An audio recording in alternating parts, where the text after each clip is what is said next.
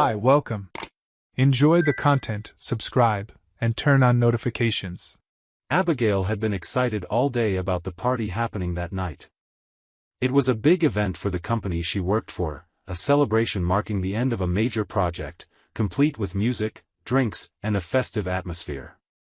Spouses had been invited, and even though Marcus was more reserved, she insisted on bringing him along. She'd carefully picked out her dress early in the day, wanting to feel confident and elegant beside her husband. She knew her coworkers could be formal, but she was eager to show a relaxed side while also honoring her team's hard work. Marcus, as usual, stayed calm and low-key. He dressed plainly and accompanied her to the venue as if it were just another social obligation, while Abigail buzzed with excitement at being there. As soon as they arrived, she noticed the atmosphere matched exactly what she'd expected: polite conversations, courteous smiles, and managers moving through the crowd with watchful eyes. Still, the room was packed, and glasses of sparkling wine were being passed around. Before long, Abigail felt more at ease among her colleagues, sharing laughs, listening to light-hearted stories, and drinking more than she'd planned, while Marcus. As the night wore on, Abigail felt the alcohol kick in.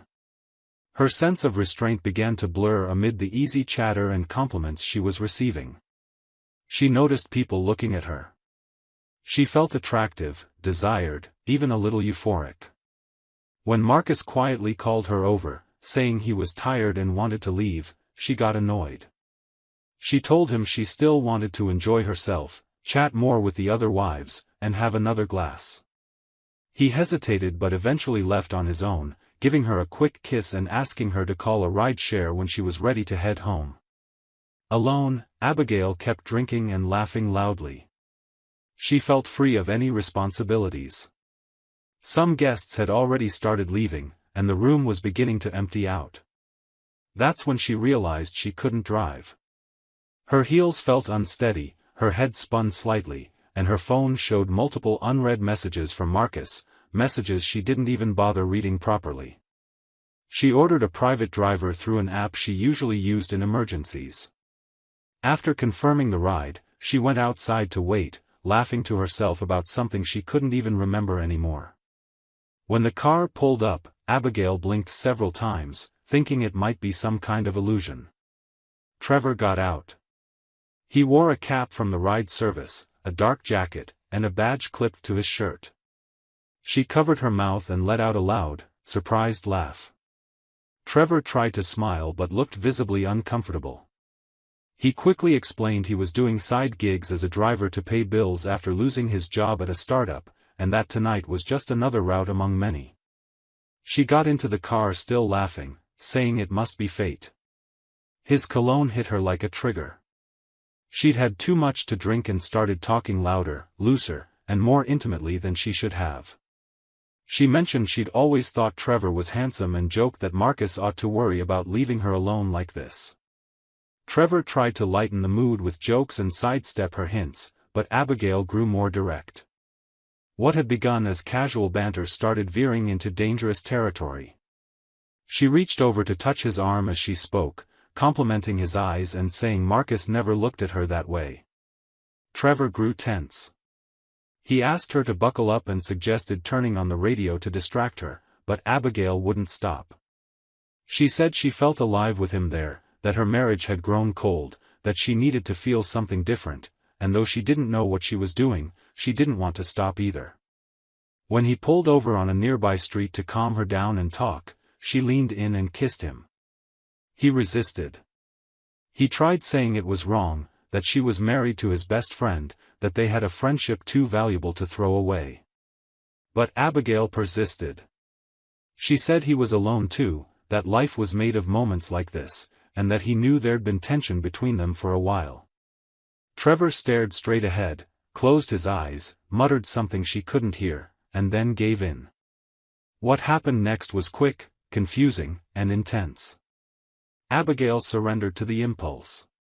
They had sex right there in the back seat, engine off, windows fogged up. As soon as it was over, Abigail sat in silence, straightening her dress, trying to process what she'd just done. The adrenaline faded, replaced by a terrible emptiness. Trevor stayed quiet, his face turned toward the steering wheel. Neither of them spoke. She grabbed the jacket he'd taken off, wrapped it around her shoulders, and asked him to take her home. The air in the car was icy, not from open windows, but from the guilt already settling over them both. Trevor drove in silence all the way to her front door. Abigail got out without looking back, heart pounding and a bitter taste in her mouth. She knew something deeply serious had been shattered that night, though she still didn't grasp the full extent. Abigail walked into the house with heavy shoulders and the feeling that the ground beneath her feet had never been so fragile. Her body still carried the mingled scent of perfume and alcohol, and Trevor's jacket draped over her shoulders was a silent reminder of the mistake she'd made. Marcus sat motionless on the couch, face rigid, eyes locked on her. His phone rested on the table, but his full attention was fixed on his wife. She tried to smile, as if returning from an ordinary tiring night out, but his expression didn't change. The silence that followed felt like a wall she couldn't cross. He asked how the party had been. His voice was flat, devoid of warmth or interest, just a formality laced with bitterness. Abigail swallowed hard and said it had been good, that she'd drunk more than intended and, for safety, hired a designated driver. Marcus then asked why she hadn't answered his calls or messages. She replied that her phone had been in her purse, that she'd been talking with coworkers, that she'd lost track of time. Each word seemed to dissolve in the air before reaching him. Marcus's gaze remained hard and steady, as if he were just waiting for her to finish speaking. Without a word, Marcus stood up, walked to the table, and picked up a flash drive. He plugged it into his open laptop and clicked on a file. The screen immediately showed the inside of her car. Abigail felt the blood drain from her face. Months earlier, at Marcus's insistence, they'd installed a dash cam in the vehicle for safety, a precaution she'd thought excessive. She'd even forgotten it existed. The device recorded everything, video and audio. And now, that same camera had turned a secret into undeniable proof. The video started playing. Trevor appeared, opening the driver's door in his ride service uniform, getting in, adjusting the seat, and starting the car. Then Abigail came into view from the passenger side, laughing, leaning against the dashboard, clearly affected by alcohol. Their conversation began casually but quickly grew intimate. Her tone turned flirtatious, her touches appeared, compliments slipped out, and words crossed a line that shouldn't have been crossed. Until she leaned toward him, and kissed him. Trevor hesitated, said something indistinct on the recording, then gave in. They disappeared into the back seat.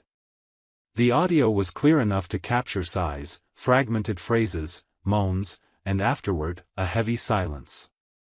Abigail covered her face with her hands, begging Marcus to stop the video. He did, but not out of pity. He'd already watched it many times. He slowly closed the laptop and looked up at her. There was no shouting, no outburst. Marcus's silence hurt more than any insult. He said he'd gone to use the car that morning to pick up a package from the store when he noticed the dash cam was on. He decided to check the files and found everything. He pointed out there'd been no accident, no slip-up, just choices. A whole sequence of conscious decisions, one after another, leading straight to destruction. Abigail tried to explain, saying she'd been drunk, didn't know what she was doing, and had never planned any of it. Marcus raised his hand, cutting off her excuses. He told her she'd taken the lead from the very beginning, that Trevor had resisted before giving in, and that nothing about it had been accidental. What hurt most wasn't just the sex itself, but the fact that it had been with his closest friend, the best man at their wedding, the man who'd stood by him through life's hardest times. To Marcus, that was the point of no return. It was a double betrayal, as a wife and as a friend in a decades-long bond. She cried, trying to move closer, but Marcus stepped back. He said that night had destroyed any chance of trust between them. He asked her to sleep in the guest room. Abigail stood frozen in the living room, hugging herself, unable to think of anything that could undo what had happened. Marcus went upstairs to their bedroom and shut the door. The sharp sound echoed in her mind like a verdict. Abigail woke up before her alarm even rang. Her eyes burned, her throat was dry, and her head felt heavy. Still in her pajamas, she wandered through the house looking for Marcus, but he was already gone. In the living room, she found the envelope that marked the beginning of the end, bank documents, some cold instructions, and a forward note, "Let's handle this civilly." She read and reread it, searching for loopholes, signs of doubt, any trace of hope. There was none. His decision was final. Trying to catch her breath, Abigail stepped onto the balcony with her phone in hand. She typed a message to Trevor. Deleted it. Wrote it again. Deleted it once more. Finally, she sent something simple, "Can we talk?" Long minutes passed with no reply. She tried calling. Nothing. On impulse, she sent a voice note saying she needed to understand how he felt, that she needed to know if he was as shattered as she was. The message was heard, but never answered. The feeling of abandonment hit instantly. She felt like she was floating in a void created entirely by her own choices. That same afternoon, Marcus came back home only to collect a few belongings. Abigail tried to speak to him, but he remained silent. He packed some clothes, zipped his suitcase, and left without saying where he was going. She followed him to the gate, but he simply raised his hand, signaling her to stop. Abigail stood there, arms wrapped around herself, watching his car drive away with the suitcase in the back seat. When she returned inside, everything felt different. The same couch, the same table, but with a strange air, as if the house had ceased to be a home. For the next 2 days, Abigail shut herself off completely. She didn't want to eat, couldn't sleep. Every time she closed her eyes, she relived the moment of the camera footage, Marcus's face as he watched it for the first time. She couldn't bear that image.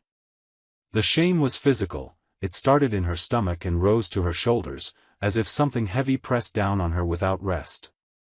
She decided to reach out to Jillian, Marcus's sister. She called and asked to talk. Jillian agreed, though her tone was distant. They arranged to meet at a cafe near their mother's house. When Abigail arrived, Jillian was already seated. Their greetings were brief. Abigail tried to justify herself, explaining she'd been vulnerable, never intended to betray Marcus, and that everything spiraled out of control because of alcohol and emotional confusion. Jillian listened without interrupting. Then, calmly, she said she understood regret, but regret doesn't always erase the pain it causes. She told Abigail that Marcus wasn't just sad, he was humiliated. Trevor, his childhood friend and lifelong companion, had taken part in destroying his marriage. And Abigail, who'd always been warmly welcomed by the family, had betrayed everyone's trust with a single act. Abigail insisted Trevor shouldn't have lost his job. She revealed that Marcus had sent the recording to the ride service company, resulting in Trevor's firing for inappropriate conduct. Jillian, though surprised, said that was also a consequence. No one walks away unscathed from a situation like that. Even if Abigail had started it, Trevor had given in, and giving in is still a choice. Abigail tried defending Trevor, saying he'd hesitated and tried to stop it, but Jillian cut her off. Then why didn't he stop? Why did he go all the way? The question hung in the air, unanswered. Abigail fell silent. In the days that followed, Marcus officially filed for divorce. His lawyer sent over the papers with clear terms. He'd waive part of their shared assets if she vacated the house within 30 days. Abigail signed without protest. She had no energy left to fight for anything. She read the terms, read them again, and signed with trembling hands. Each signed page felt like another cut into the memory of the marriage she destroyed. She began living provisionally. She moved into a small rented apartment using money she'd saved from her savings account.